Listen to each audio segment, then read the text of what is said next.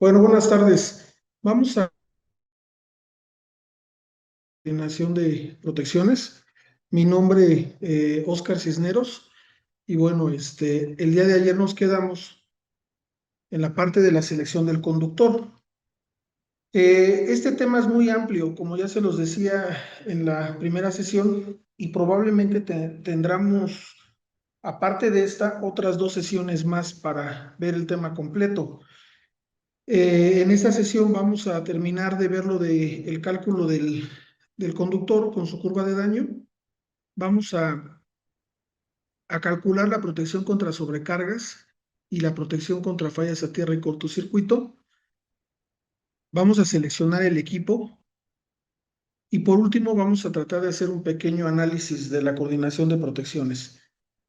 En la siguiente sesión vamos a ver todo lo referente al transformador. Vamos a ver su curva de daño, cómo trazar la curva de daño tomando en cuenta la categoría del transformador. Vamos también a ver por qué es importante tomar en cuenta el factor ANSI. Vamos a ver cómo se puede calcular los puntos inrush de acuerdo a la capacidad del transformador y vamos a ver un poquito acerca de la capacidad de sobrecarga del transformador de acuerdo a su tipo de enfriamiento. Vamos a seleccionar o vamos a calcular las protecciones contra sobrecorriente del lado primario y del lado secundario. Y probablemente en otra sesión vamos a ver todo lo referente a la unidad de disparo electrónico del tipo LSIG, en donde vamos a tener protecciones de tiempo largo, tiempo corto, instantáneo y falla tierra, y vamos a hacer el cálculo de cada una de ellas para poder proteger al transformador y coordinar con la protección del motor. Al final tenemos que llegar también a un análisis de la coordinación total.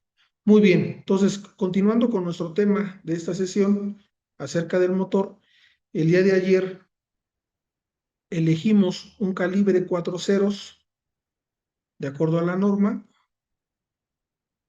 el cual tiene una ampacidad de 360 amperes, ya modificada por el factor de corrección, tiene 338 amperes y nosotros requerimos 300 amperes, por lo cual es el conductor adecuado.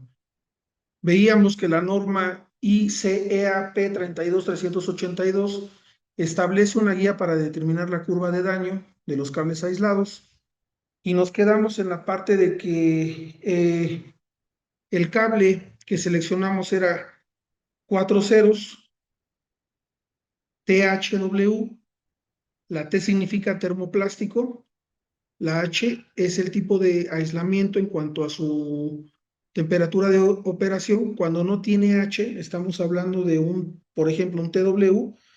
eh, este cable o ese aislamiento va a funcionar a 60 grados. Cuando tenemos una H, como en este caso THW, este cable va a operar a 75 grados centígrados y cuando tiene doble H va a operar a 90 grados centígrados. En este caso, nosotros seleccionamos un conductor THW. Este termoplástico en realidad es un material que conocemos más comúnmente como PVC, el cual empieza a dañarse cuando alcanzamos una temperatura de 150 grados centígrados. Si nosotros tenemos una temperatura ambiente de 30 grados centígrados como la temperatura nominal de este conductor y hacemos pasar por este conductor 360 amperes, que es su ampacidad nominal. Si hacemos pasar 360 amperes a una temperatura de 30 grados, el aislamiento se va a someter a una temperatura de 75 grados centígrados. Por eso es de que decimos que esta es su temperatura de operación. La temperatura de daño es arriba de los 100 grados y se especifica en 150 grados centígrados. A partir de esa temperatura ya el aislamiento se va a dañar. Esta curva la tenemos representada en color morado y si se dan cuenta está del lado derecho de la curva de operación del motor. Es importante poner estas curvas porque ahora sí ya tenemos una idea muy clara ¿De dónde tiene que ir nuestra protección? Nuestra protección tiene que ir entre ambas curvas, entre la curva de operación del motor, abajo de sus curvas de daño, que aquí no están representadas, y entre la curva también del conductor. Prácticamente tiene que estar en medio de estas dos curvas. Para calcular la protección contra sobrecarga, vamos a acudir al apartado C de la norma en el artículo 430-31 al 430-44, y ahí nos dice que para un motor de servicio continuo, como en nuestro caso, mayor a 1 HP, podemos ocupar los siguientes porcentajes para seleccionar nuestra protección. En este caso, si recuerdan, nuestro factor de servicio era 1.15. Este factor de servicio venía en la placa, y este factor de servicio prácticamente nos dice la sobrecarga a la cual el motor puede someterse permanentemente sin que se dañen sus bobinados. Cuando el factor de servicio es 1, entonces el motor está diseñado para trabajar máximo a la corriente a plena carga que dice su placa de datos. Sin embargo, cuando tiene por ejemplo, como en nuestro caso, 1.15, quiere decir que lo podemos sobrecargar el 15% más sin que se dañe. Para este caso, cuando tenemos un motor con un factor de servicio marcado de 1.15 o más, tenemos que tomar el 125% de la corriente a plena carga, no de la tabla, sino de la placa de datos. En este caso era 226 amperes. Si multiplicamos 226 amperes por 1.25, el resultado es 282.5 amperes. Este valor es el valor máximo de la protección de sobrecarga. El valor mínimo sería 1.15, o sea, 226 por 1.15, 259.9 amperes como mínimo. Ese va a ser nuestro rango para seleccionar el relevador de sobrecarga, de 259 a 282. En el mercado hay diversas marcas, diversos modelos. En este caso yo me incliné por un Motor Logic de la marca Squardi. Y bueno, ahí lo que tuve que ajustar para esta protección es la FLA, que en español sería la corriente a plena carga. Tenemos varias opciones, tenemos 90, 120, 150, 180, 210, 240 y 270. Estos valores representan la corriente a plena carga que uno puede ajustar. Para nuestro caso no hay específicamente 226 amperes, sin embargo, la línea que está entre 240 y 210 equivale a 225 amperes. Seleccionamos esa corriente y nos va a faltar un segundo ajuste, que en este caso es la clase, que la clase prácticamente representa el tiempo de disparo a 6 veces la corriente de ajuste. ¿Por qué a 6 veces? Bueno, casi todos los equipos de protección están referidos a 6 veces, porque es común que los motores, cuando son arrancados a tensión plena, arranquen a 6 veces su corriente nominal. Para nuestro caso sabemos que arranca un poquito más arriba, casi a 7. Y bueno, entonces nuestro motor arranca a 8 segundos a tensión nominal, por lo tanto 10 segundos sería un buen inicio. Ahora, es importante aclarar que este relevador va a empezar, eh, digamos que a contar su tiempo de disparo a partir del 125% de la FLA. Inclusive aquí en la imagen, en la parte de arriba del ajuste que está en color rojo, dice trip igual a 125. Quiere decir que él va a empezar a operar a partir de 125 la FLA, que en este caso es el 125% de 225 amperes, estaríamos hablando de 281.2 amperes. A partir de ese valor es cuando empieza a operar. En la imagen de la derecha, en la hoja logarítmica de tiempo corriente, vamos a ver este relevador representado con color azul. Y si se dan cuenta, no está pegado a la línea verde que representa la corriente a plena carga, está un poquito separado. Esa separación equivale al 125%. Ya en esta imagen podemos ver claramente cómo este relevador está protegiendo al motor ya que está por debajo de las dos curvas rojas de daño y está por encima de las tres representaciones de arranque del motor. Por lo tanto, podemos asegurar que va a arrancar y podemos asegurar que se va a proteger, al menos hasta ahorita, por sobrecarga. ¿Qué pasa si hubiésemos elegido la clase 20, que es el otro ajuste, que si ustedes ven aquí en la imagen del relevador, hay un ajuste de 10 y un ajuste de 20, abajo dice clase o clase. Tenemos esos dos posibles ajustes para este equipo. El de la clase 10 fue el que elegimos y en la imagen izquierda se ve la misma imagen que teníamos en la presentación anterior. Deja arrancar al motor y protege.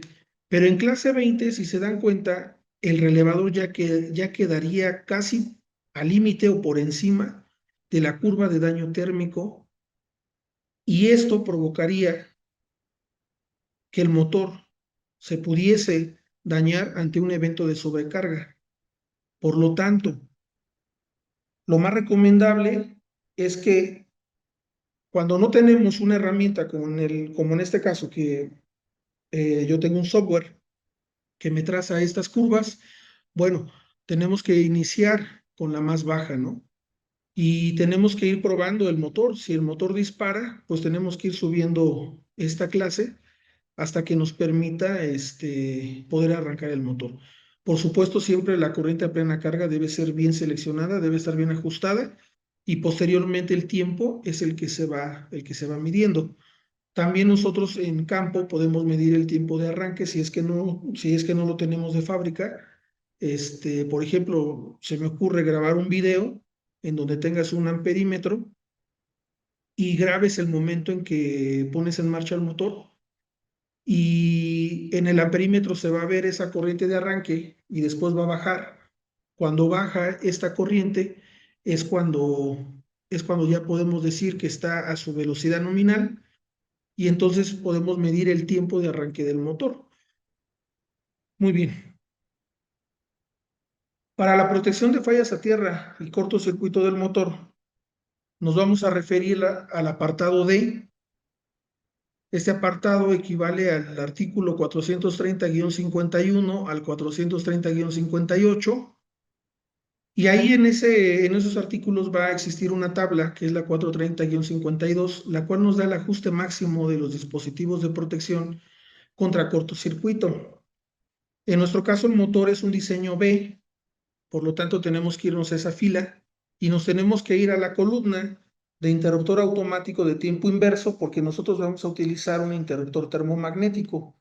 También podríamos haber utilizado un interruptor automático de disparo instantáneo o un fusible. En nuestro ejemplo vamos a utilizar un termomagnético que creo que es lo que más comúnmente conocemos. Bien, seleccionando este interruptor de tiempo inverso, vemos que tenemos un porcentaje del 250% de la corriente a plena carga, pero de la tabla. Entonces, tenemos que tomar la corriente a plena carga de la tabla, que es 240, multiplicarlo por 2.5 y obtenemos los 600 amperes. Ese es el ajuste máximo, no tenemos que pasar de ese ajuste para nuestro termomagnético. Y si eligiéramos un interruptor magnético, que solamente va a tener una protección instantánea, bueno, ahí tendríamos que multiplicarlo máximo por 11. Cabe aclarar que si nuevamente el motor no puede arrancar, entonces la norma te permite hacer unas excepciones. Ya habrá que meterse al artículo para ver qué es lo que te dice la norma para estos casos. Muy bien, aquí vamos a hacer la comparación entre un interruptor automático de tiempo inverso y un interruptor automático de disparo instantáneo.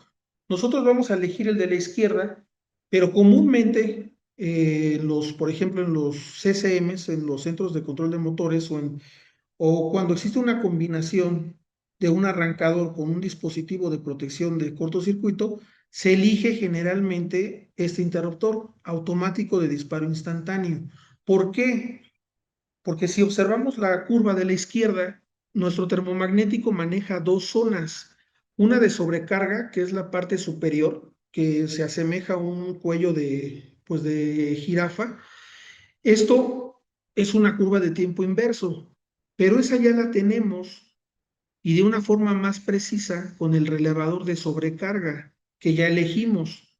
Entonces, digamos que esta zona de tiempo inverso de nuestro termomagnético está de más, ¿sí? La protección que más nos va a servir en nuestro caso es la protección magnética o instantánea, y esta es totalmente vertical.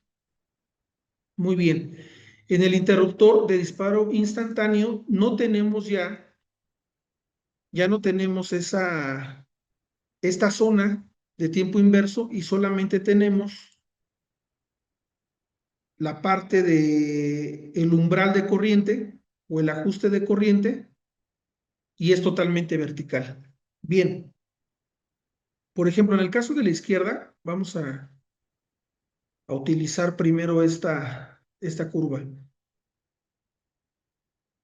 Nuestra curva de tiempo inverso inicia desde el valor nominal del interruptor, que es 600 amperes, y llega hasta 3000 amperes, lo cual es 5 veces la corriente nominal de este interruptor. Nuestro ajuste de 3000 amperes está justo donde estoy poniendo esta línea en rojo, y si se dan cuenta, existe una banda de tiempo mínimo de actuación y una banda de tiempo máximo de actuación. Cada fabricante especifica en sus catálogos estos valores. En este caso, nuestro interruptor nos dice que tiene una banda de más o menos el 25%. ¿Qué quiere decir? 3000 amperes los vamos a ver en medio de esta curva de protección, menos el 25% es el inicio de la curva, y el final son los 3000 amperes más el 25%. Este sería el final. Y la otra curva que está a un lado es el mismo interruptor, solamente que es un ajuste puesto a 6000 amperes, o sea, a 10 veces la corriente nominal del interruptor. Para el disparo instantáneo, si se dan cuenta, es prácticamente lo mismo, solo que no tenemos la parte de sobrecarga, y es prácticamente igual, funciona igual. Tenemos un ajuste en la protección instantánea desde 3000 a 6000, o desde 5 veces a 10 veces la corriente nominal del interruptor. Bien, en nuestro caso vamos a seguir en la misma línea, QWERTY, y elegimos un interruptor MA36600, el marco es M, es de 3 polos, y la corriente nominal del dispositivo, como ya lo habíamos calculado, es de 600 amperes. ¿Cómo ajustamos el instantáneo? Bueno, el instantáneo lo ajustamos de la siguiente manera. Primero, el interruptor debe de tener esta capacidad. Abajo de este interruptor vemos como imagen el ajuste posible que tenemos para esa protección instantánea. Va desde 5 veces hasta 10 veces. Tenemos 5 rayitas. La primera es 5, 6.25, 7.5, 8.75 y 10 veces. Eso es lo que podemos nosotros ajustar. Ese es el rango que podemos ajustar. Entonces, en nuestro caso del motor, ¿cómo vamos a determinar qué ajuste es el necesario? Bueno, vamos a tomar la curva de arranque que nos demanda más corriente de arranque, que en este caso es la de 110% el voltaje nominal, o ustedes pueden agarrar inclusive la corriente a plena carga, sacar la corriente de arranque y multiplicarlo por 1.1, es lo mismo. En este caso nosotros ya lo habíamos hecho y obtuvimos 2780 amperes para una tensión del 110%. Bien, pero ese valor sabemos que va a estar en medio de la curva. Estos 2780 están en medio de la curva, por lo tanto yo le tengo que sumar esa banda para que me quede exactamente al lado derecho de nuestra curva máxima de arranque. Entonces, nuestro procedimiento será el siguiente. Vamos a poner el ajuste que sería el ideal, 2780, o el que vamos a buscar, pero tenemos que aumentarle el 25% de esta banda. Por lo tanto, vamos a dividir 1 menos 0.25. Este 0.25 es 25% sobre 100. Obtenemos 3707 amperes. Ese sería nuestro ajuste final. Sin embargo, para poderlo ajustar en el interruptor, tenemos que dividir estos 3707 amperes entre el valor nominal del interruptor, que son 600 amperes, y obtenemos un factor de 6.17, o sea, 6.17 veces la corriente nominal del interruptor. Nosotros, por la línea que tenemos, la segunda línea que tenemos, sabemos que es un ajuste de 6.25, entonces nos vamos al inmediato superior y lo ajustaríamos precisamente en 6.25, obteniendo una corriente de 3750 amperes. Y el interruptor queda exactamente del lado derecho de la curva cortada en color magenta. Por lo tanto, aseguramos que el motor vaya a arrancar, inclusive cuando tiene una tensión en terminales del 10% mayor a la nominal. Y todo lo que esté hacia la derecha de esta protección va a ser tomado como un evento de cortocircuito y por lo tanto va a poder disparar. Muy bien.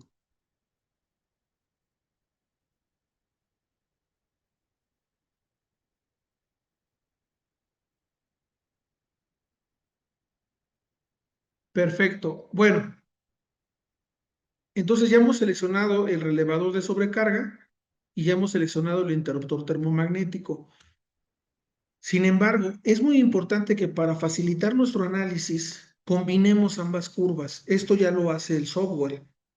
En este caso, si yo le pongo el modo de combinar curvas, la curva del relevador de sobrecarga va a cortar a la curva del interruptor termomagnético y nos va a quedar como está al lado derecho en la imagen que dice curvas combinadas. ¿Por qué es importante hacer esto? Porque, por ejemplo, en la primera imagen, en la de la izquierda, si se dan cuenta, el cable, que en este caso está en color verde claro, se cruza con la curva de protección del termomagnético. Y esto pudiera hacernos pensar que ya no va a proteger al cable, pero esto no es verdad, ya que si quitamos esa parte y dejamos solamente lo que va a operar, vemos que realmente el interruptor termomagnético está por debajo de esta curva verde y también el relevador de sobrecarga. Si esta curva del conductor se extendiera hacia arriba, también veríamos que el relevador de sobrecarga está por debajo. Por lo tanto, es mucho mejor combinar las curvas, cortar lo que está de más, también para poder coordinar con las demás protecciones a futuro. Por último, vamos a hacer un pequeño análisis de cómo nos quedó nuestra coordinación para este circuito del motor, en donde influyen dos protecciones, la de sobrecarga y la de cortocircuito. Muy bien. De acuerdo a nuestro estudio de cortocircuito, obtuvimos que la corriente máxima posible en el bus donde se encuentra conectado el interruptor termomagnético es igual a 16.073 amperes. Esa corriente la estoy representando con esta línea móvil vertical. La estoy poniendo exactamente donde equivale a 16.073 amperes. Muy bien. Si se dan cuenta, para este evento de cortocircuito máximo, nuestra protección va a actuar en 0.025 segundos, lo que equivale a un poco más de un ciclo y menos de 2 ciclos. Bien, lo primero que vemos ahí es que la primera curva que vemos en ese cruce de esa línea roja es el conductor. El conductor con esa misma corriente, que son 16 kiloamperes, se dañaría en 0.5 segundos, o sea, en medio segundo. Sin embargo, la protección está actuando más rápido. Está abriendo el circuito o la falla más rápido de lo que sería el daño del conductor. Bien, ahora, esta es una corriente máxima, pero también existen corrientes menores a la corriente máxima. Una corriente de cortocircuito menor a esta podría ser una corriente de arco eléctrico. La corriente de arco eléctrico es menor porque depende de la impedancia del aire, que ya digamos que no está sólidamente aterrizado el cortocircuito, sino que depende de esta impedancia, por lo tanto es menor. O cualquier otro objeto que sea conductor, pero que a la vez tenga una impedancia mayor a la de un conductor como el cobre, por ejemplo. Entonces, si evaluamos un cortocircuito menor, por ejemplo, a 5790 amperes, movemos esta línea, perdón, a este punto o a esta corriente, y aquí vemos que nuestra protección está en color moradito o azul fuerte, va a operar en 0.033 segundos. Esto equivale prácticamente a 2 ciclos. Bien, y nuestro conductor, con esta corriente de 5790 amperes, se pudiera dañar, pero solamente si esta corriente permaneciera 3.7 segundos. ¿Sí? Es donde se intersecta la curva del conductor con la línea vertical móvil que estoy poniendo aquí. Entonces, si nosotros dejáramos que pasaran 3.7 segundos con esa corriente, el conductor pues se podría dañar o se dañaría. Por lo tanto, estamos viendo que nuestra protección es más rápida. Muy bien. Ahora, si nos pasamos a una zona de sobrecarga, entendiendo que la curva vertical en verde representa nuestra corriente a plena carga, a partir de aquí, si se le exige más corriente al motor, estaremos representando una falla de sobrecarga. Esta falla puede llegar incluso a tener valores similares a los de la corriente a rotor bloqueado. Toda esta zona entonces se define como la corriente de sobrecarga y de hecho está representada en amarillo. Muy bien, sin embargo, para cualquier sobrecarga que pueda afectar al motor, que esto lo va digamos que a especificar sus curvas de daño, que son las curvas rojas. Bueno, a partir de estas corrientes, el relevador de sobrecarga que está en color azul siempre está antes de que se llegue a estos puntos en donde se puede dañar. Entonces, nuestra protección de sobrecarga está cuidando muy bien al motor por sobrecarga y nuestra protección de cortocircuito está protegiendo al circuito del motor, está protegiendo tanto al conductor como a todo el circuito que alimenta al motor. Muy bien, por lo tanto podemos decir que nuestra coordinación de protecciones es confiable, es sensible, es veloz y también cuida la selectividad de las diferentes fallas o de las diferentes protecciones. Muy bien, esta sesión va a terminar a este punto y en la siguiente sesión vamos a ver todo lo referente al transformador, a sus curvas de daño, a sus protecciones y por último vamos a tener una sesión donde vamos a calcular precisamente todas estas protecciones, vamos a obtener los cálculos necesarios para proteger al transformador y poder coordinar este circuito que nos pusimos como ejemplo. Bueno, por su atención, muchas gracias. Nos vemos en la próxima sección.